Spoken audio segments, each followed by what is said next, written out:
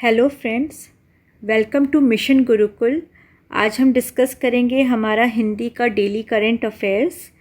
तो पहले देख लेते हैं कि इकोनॉमी की न्यूज़ है, उससे हम डिस्कस करेंगे।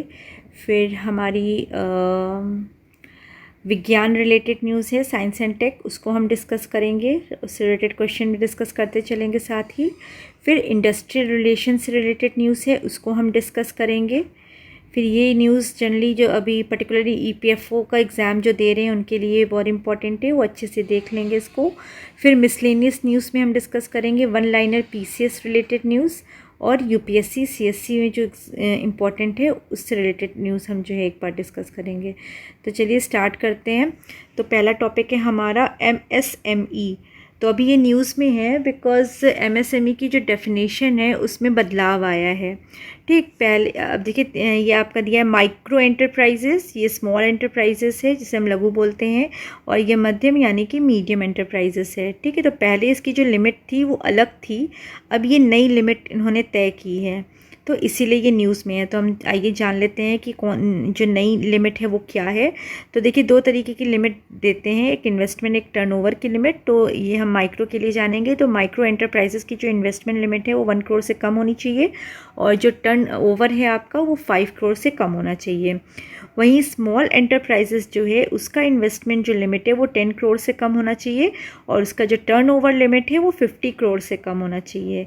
वहीं मीडियम जो एंटरप्राइजेस है उसका इन्वेस्टमेंट लिमिट आपका 20 करोड़ से कम होना चाहिए, और टर्नओवर आपका 100 करोड़ से कम होना चाहिए। ठीक है, तो ये न्यूज़ में था, तो इससे रिलेटेड एक क्वेश्चन देख लेते हैं। एमएसएमई के संबंध में यहाँ पे गलत स्टेटमेंट बताना है। तो पहला स्टेटमेंट है कि एमएसएमई की पहले की परिभाषा में केवल निवेश का पैरामीटर था, ये सही है। फिर पहले की परिभाषा में विनिर्माण और सेवा उद्यम के लिए अलग स्तर था, ये सही है। फिर पूछा गया है कि 5 करोड़ से कम, मतलब यहाँ पे देखिए स्टेटमेंट बेसिकली ये कहना चाह रहा है कि जो माइक्रो एंटरप्राइजेस है उनमें जो इन्वेस्टमेंट लिमिट है वो 1 करोड़ होना चाहिए, या ठीक है, या देखिए ये पॉइंट इंपॉर्टेंट है, या टर्नओवर लिमिट 5 करोड़ से कम होना चाहिए। ठीक, तो यहाँ पे या लगने के कारण ये स्टेटमेंट गलत हो जाता है, क्योंकि आपने अभी यहाँ पे देखा कि जो माइक्रो एंटरप्राइजेस की लिमिट है इसमें दोनों ही एलिजिबिलिटी जो है इम्पॉर्टेंट रखती है, और यहाँ पे नहीं, या नहीं होना चाहिए, यहाँ पे और होना चाहिए, तो ये स्टेटमेंट सही हो जाता। ठीक है, तो यहाँ पे गलत पूछा था, तो हमारा आंसर हो जाएगा सी। ठीक है, चलिए हम नेक्स्ट हमारी न्यूज़ देखते हैं। अब देखिए नेशनल टेस्ट अभय। तो अभय क्या है? ये एक तरीके का मोबाइल ऐप है जो नेशनल टेस्ट कंडक्ट कराता है, राष्ट्रीय परीक्षण एजेंसी द्वारा ये संचालित है, और ये आर्टिफिशियल इंटेलिजेंस का यूज़ होता है इसमें। ठीक है, जैसे एग्ज़ाम्स आप देख लीजिए, आपको पता है आईआईटी जेई के एग्ज़ाम्स हैं, मेडिकल का जो नीट का एग्ज़ाम है, तो इस तरह के जो एग्ज़ाम होते हैं तो उससे रिलेटेड जो मॉक टेस्ट की सुविधा है वो अभय का जो नेशनल टेस्ट है वो उपलब्ध कराता है। ठीक है, अब ये जो पूरा संचालन है वो कौन कर रहा है? ये मिनिस्ट्री ऑफ एचआरडी कर रहा है, जिसे हम मानव संसाधन विकास मंत्रालय भी कहते हैं। ठीक है, फिर देखिए हम नेक्स्ट न्यूज़ अपना डिस्कस करते हैं। नेक्स्ट हमारा है आयुष्मान भारत से रिलेटेड न्यूज़ है। अभी हाल ही में क्या हुआ है कि इसकी जो आयुष्मान भारत के लाभार्थियों की जो संख्या है वो 1 करोड़ पहुंच गई है। ठीक है, अब तो फिर एक बार हम आयुष्मान भारत के बारे में, उसकी स्कीम के बारे में एक चर्चा कर लेते हैं, क्वेश्चन के फॉर्म में जानेंगे। तो देखिए सबसे पहले आयुष्मान भारत एक तो पीएम जन आरोग्य योजना के नाम से भी जाना जाता है, और इसमें हमें गलत स्टेटमेंट जो है बताना है कि कौन सा स्टेटमेंट आयुष्मान भारत के लिए सही नहीं है। तो जल्दी से इसको देख लेते हैं। पहला स्टेटमेंट है, ये असंगठित क्षेत्र में बीपीएल परिवारों और श्रमिकों के लिए एक स्वास्थ्य बीमा योजना है, ये स्टेटमेंट एकदम सही है। फिर सेकंड नेक्स्ट स्टेटमेंट है हमारा, प्राथमिक स्वास्थ्य देखभाल के लिए प्रतिवर्ष 5 लाख रुपए तक चिकित्सा कवर प्रदान करना है, तो ये स्टेटमेंट आपका गलत है। क्यों? क्योंकि प्राथमिक स्वास्थ्य के लिए नहीं, बल्कि सेकेंडरी एंड टर्शरी सेक्टर के लिए ये जो है स्कीम जो है वो संचालित है। ठीक है, तो ये यहाँ पे इस स्टेटमेंट बी गलत हो जाएगा, यहाँ पे करेक्ट आपका जो है इनकरेक्ट पूछा है, तो इनकरेक्ट आपका बी है, तो आंसर भी आपका बी हो जाएगा। सी स्टेटमेंट एकदम सही है कि जो लाभार्थियों की जो पहचान है वो सोशियो इकोनॉमिक सेंसस 2011 के आधार पे किया गया है, तो बिल्कुल सही स्टेटमेंट है ये, इसी के आधार पे ये किया गया है। फिर डी स्टेटमेंट भी देखेंगे, ये भी एकदम सही स्टेटमेंट है, क्योंकि इसमें क्या बोला गया है, ये देश भर में पोर्टेबिलिटी के साथ कैशलेस और आधार सक्षम होगा, तो बिल्कुल ये जो है कैशलेस और आधार सक्षम ही होगा, तो ये स्टेटमेंट भी सही है। फिर नेक्स्ट न्यूज़ हम विज्ञान से रिलेटेड देख लेते हैं। अभी न्यूज़ में है ये सोलर मिनिमम, मतलब ये बताया गया है कि जो अभी हमारा जो सन है वो सोलर मिनिमम की अवस्था में चला गया है। देखिए समाचार में कहा जाता है कि सूर्य सोलर मिनिमम नामक अवस्था में चला गया है और सनशाइन रिसेशन की सबसे गहरी अवधि में प्रवेश करने वाला है, क्योंकि सूर्यास्त वास्तव में दृश्यमान नहीं होता। ठीक है, तो इसको एक बार डिस्कस करने के पहले हम कुछ टर्म्स डिस्कस करेंगे, तो इसको अच्छी तरीके से हम समझ पाएंगे इस न्यूज़ को। देखिए, जो हमारा सन होता है वो दो तरीके की एक्टिविटीज़, दो तरीके की अवस्था में जाता है। एक है सोलर मैक्सिमम और दूसरा है सोलर मिनिमम। तो इस समय जो हमारा सन है वो सोलर मिनिमम की अवस्था में पहुंच चुका है, और जो जब सोलर मिनिमम होता है उस टाइम पे हमारा जो सनशाइन रिसेशन, जिसको कहते हैं कि सनशाइन में कमी आना, तो ये इस टाइम पे इसमें सनशाइन की कमी आ जाती है सोलर मिनिमम के टाइम पे। ठीक है, तो अब सोलर मिनिमम होता क्या है, तो सोलर मिनिमम को जानने के पहले हमको पता होना चाहिए कि सोलर मैक्सिमम क्या होता है। तो सोलर मैक्सिमम ये होता है कि जब जैसे मान लीजिए आपकी जो सन की जो एक्टिविटीज़ होती है, विभिन्न प्रकार की वो एक्टिविटी करता है, जैसे कि हॉट स्पॉट, आपका सन स्पॉट है और सोलर फ्लेयर है, ये सब जो है लगातार बनते रहते हैं इसमें। तो जब मैक्सिमम सन स्पॉट और आपका जो सोलर फ्लेयर है जब बनता है, तो उस अवस्था को हम कहते हैं कि भाई सन अपनी मैक्सिमम एक्टिविटी कर रहा है, और इसे हम सोलर मैक्सिमम बोलते हैं। इसी के विपरीत जब सन की जो एक्टिविटी है ये सोलर फ्लेयर बनने की और सन स्पॉट बनने की, वो एकदम छीन यानी एकदम कम हो जाती है, तो उस अवस्था को हम सोलर मिनिमम की अवस्था बोलते हैं, जो कि इस टाइम पे हमारा जो अर्थ है वो फेस कर रहा है। ठीक है, तो एक बार जो है हम सनस्पॉट चक्र के बारे में जानेंगे। ये जो सनस्पॉट चक्र होता है वो हर 11 साल की अंतराल में इसका जो है वो रिपीटिशन होता है, सोलर मैक्सिमम सोलर मिनिमम दोनों का।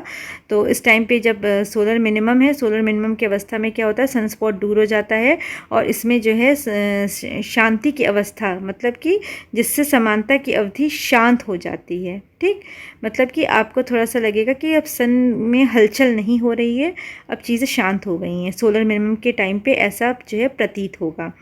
फिर अब दूसरी तरफ ये कहना चाह रहा है कि इसका मतलब ये नहीं है कि सूरज सुस्त हो गया है, मतलब सूरज ने ऐसा नहीं है कि अपनी एक्टिविटी, दूसरी तरीके की जो एक्टिविटीज़ है उसमें भी जो है वो सुस्ती दिखाई है, वो भी वो नहीं कर रहा है, वो एक्टिव है। बट ये जो जिससे वो शाइन आती है सूरज में, वो वाली जो एक्टिविटीज़ होती है वो उसकी जो है बंद हो जाती हैं, इस वजह से हम इसको जो है सोलर मिनिमम बोलते हैं। फिर नेक्स्ट देखिए, न्यूनतम अवधि के दौरान हम कोरोनल होल के विकास को देखते हैं। मतलब जो जब सोलर मिनिमम की अवस्था में जब सन आता है तो उस टाइम में जो कोरोनल होल होता है उसका जो डेवलपमेंट है वो क्या होता है, वो बढ़ जाता है। ठीक है, फिर आप देखिए, चुंबकीय क्षेत्र सूर्य के कमज़ोर होने के कारण ये कॉस्मिक किरणों हार्मफुल टू एस्ट्रोनॉट से कम ढाल प्रदान करता है। मतलब इसका जो मतलब मेन मतलब ये है कि जब सोलर मिनिमम होता है तो उस टाइम पे जो मैग्नेटिक फील्ड है वो बहुत कमज़ोर हो जाती है, और जब मैग्नेटिक फील्ड हमारी कमज़ोर हो जाती है तो जो हमारे अर्थ को कॉस्मिक रेस से हमारी कौन बचाता है, मैग्नेटिक फील्ड ही बचाती है। तो वो कमज़ोर होगी तो क्या होगा कि जो कॉस्मिक रेस होगी वो ज़्यादा से ज़्यादा हमारे अर्थ में एंटर करने लगेगी। तो ये जो प्रक्रिया है वो कॉस्मोनॉट के लिए बहुत जो है एस्ट्रोनॉट के लिए ये बहुत ही हार्मफुल होती है ये रेस। ठीक है, तो ये भी हमने जान लिया है। एक बार हम इससे रिलेटेड एक क्वेश्चन देख लेते हैं। सनस्पॉट के बारे में निम्नलिखित कथन पर विचार करें और गलत विकल्प चुनें। तो पहला स्टेटमेंट है, सनस्पॉट साइकिल आमतौर पर 11 साल की होती है। तो ये स्टेटमेंट एकदम सही है। हाँ, ये 11 साल की ही होती है। फिर दूसरा स्टेटमेंट है सौर अधिकतम यानी कि सोलर मैक्सिमम के दौरान अधिक सन स्पॉट्स दिखाई देते हैं।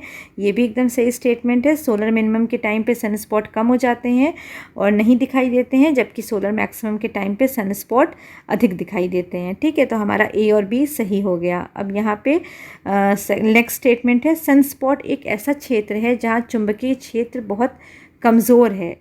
एकदम गलत।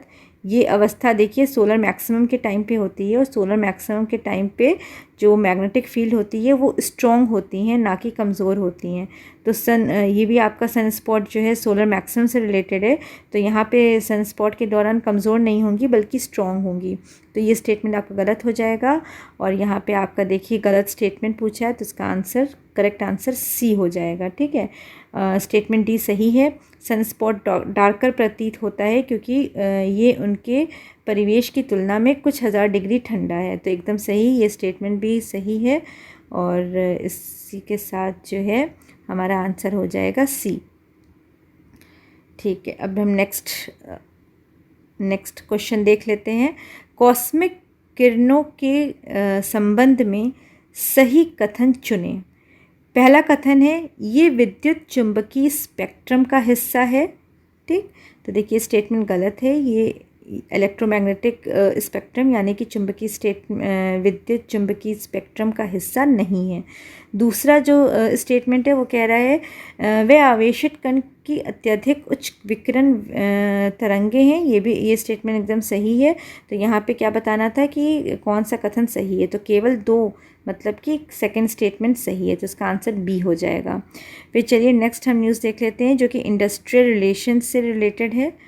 ठीक है, इंडस्ट्रियल रिलेशन से रिलेटेड है। ईपीएफओ पहले भी बोला था कि ईपीएफओ में जो एग्ज़ाम में बैठ रहे हैं उनके लिए इम्पॉर्टेंट है। तो केंद्रीय मंत्रिमंडल ने मंजूरी दे दी है किसके लिए, ये देखिए अभी आपका आत्मनिर्भर भारत योजना है, इसके अंतर्गत केंद्रीय मंत्रिमंडल ने जो है कुछ चीज़ों के लिए मंजूरी दी है। तो हम देख लेंगे कौन कौन सी वो चीज़ें हैं। खाद्यान्न का आवंटन, फिर दूसरा है कोयले के लिए नीलामी पद्धति को अपनाना, फिर तीसरा है जम्मू और कश्मीर के पुनर्गठन के लिए दूसरा आदेश जारी करना, फिर आपका जो है नेक्स्ट है प्रधानमंत्री आवास योजना, फिर प्रधानमंत्री वय वंदना योजना, फिर है आपका सूक्ष्म खाद्य प्रसंस्करण उद्यमों को औपचारिक रूप देना और आंशिक क्रेडिट योजना।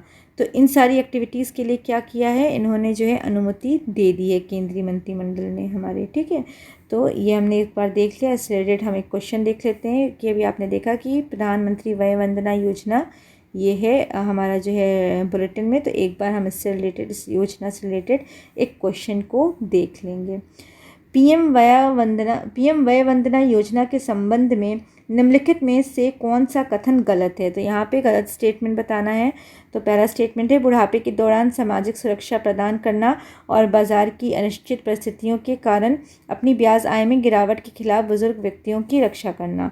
देखिए एकदम सही स्टेटमेंट है ये कि अब जिससे मान लीजिए अभी आप देख रहे हैं कि पैंडेमिक के कारण और बाकी इकोनॉमिक स्लोडाउन के कारण जो इंटरेस्ट रेट हैं वो काफ़ी गिर गए हैं। तो इस दौरान ऐसे मार्केट की अनसर्टेनिटी के दौरान ये स्कीम क्या करती है, जो एजेड लोग हैं, स्पेसिफिकली ये स्कीम एजेड लोगों के लिए है, तो उनका जो इंटरेस्ट रेट है उनको वो सपोर्ट करेगी कि इसका जो मार्केट में असर पड़ा है वो असर जो है एजेड लोगों के इंटरेस्ट रेट में ना पड़े और उनको जो है ज़्यादा जो है कुछ नुकसान ना सहना पड़े। ठीक है, तो ये स्टेटमेंट एकदम सही है, पहला स्टेटमेंट आपका।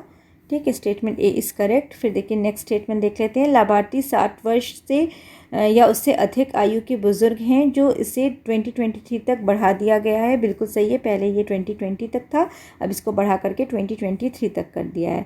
अब देखिए जो सी स्टेटमेंट है वो ये कह रहा है कि जो भी मतलब पेंशन का जो वो है अवधि है वो ऑप्शनल है। आप चाहे मासिक ले सकते हैं, आप चाहे त्रैमासिक ले सकते हैं, आप चाहे तो अर्धवार्षिक ले सकते हैं, आप चाहे तो वार्षिक आधार पर पेंशन का विकल्प चुन सकते हैं। ठीक है, और ये जो पूरा है वो 10 वर्षों के लिए है विथ 7.4% आपका वापसी की गारंटी दर के आधार पर। ठीक है, तो ये स्टेटमेंट भी आपकी एकदम सही है।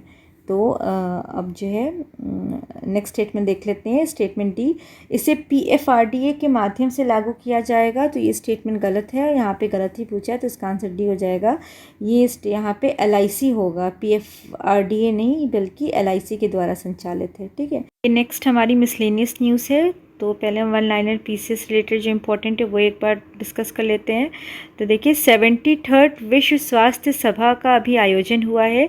इसमें जो है हमारे स्वास्थ्य मंत्री ने भाग लिया है वीडियो कॉन्फ्रेंसिंग के द्वारा। ठीक है, फिर एक बात और जान लेते हैं कि जो वर्ल्ड हेल्थ ऑर्गेनाइजेशन है, ये इसकी जो है निर्णय लेने वाली निकाय है। ठीक है, तो नेक्स्ट हम देख लेते हैं WAG-12। अब WAG-12 क्या है?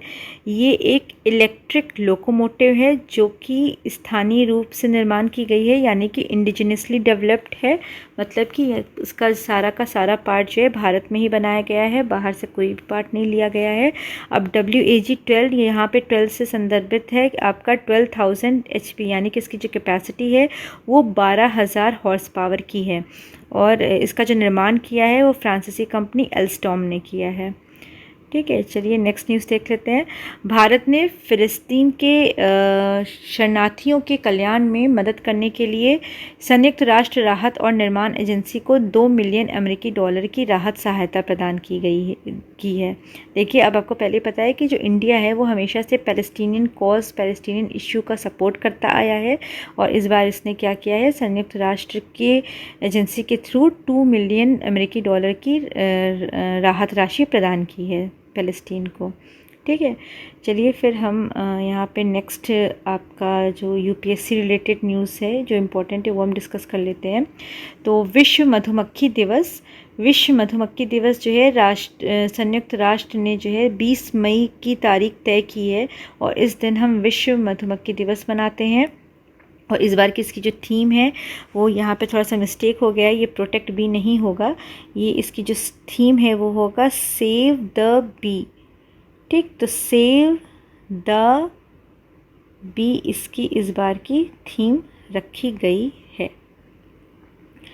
तो अब देख लेते हैं कि ये जो मधुमक्खी क्या है, एक तरीके का क्रॉप पॉलिनेटर की तरह काम करता है। और बाकी जो अन्य क्रॉप पॉलिनेटर हैं इनको भी देख लेते हैं, जैसे तितलियां हैं, चमगादड़ है, चिड़ियां हैं, ये भी बहुत अच्छा जो है पॉलिनेशन में मदद करती हैं, और जिसकी वजह से हमारा जो क्रॉप अच्छी तरीके से फर्टिलाइज़ हो पाता है और जो है उपजाऊ और हमारे जो प्रोडक्शन है उसमें जो है बढ़ोतरी होती है। ठीक है, नेक्स्ट न्यूज़ देख लेते हैं। नेपाल ने एक नए नक्शे को मंजूरी दी जिसमें काला पानी, लिपुले और लिप्यू धारा के क्षेत्र शामिल थे। हालांकि भारत द्वारा इन क्षेत्रों पर दावा किया गया है, मतलब कि भारत के कुछ क्षेत्रों को जो है नेपाल ने अपने मैप में दिखा दिया है। अब जाहिर सी बात है कि इससे इंडिया और नेपाल के रिलेशन में टेंशन होना बहुत ही लाजमी है। ठीक है, तो चलिए इसी के साथ हमारा आज का जो सेशन है वो कंप्लीट होता है। Thank you so much.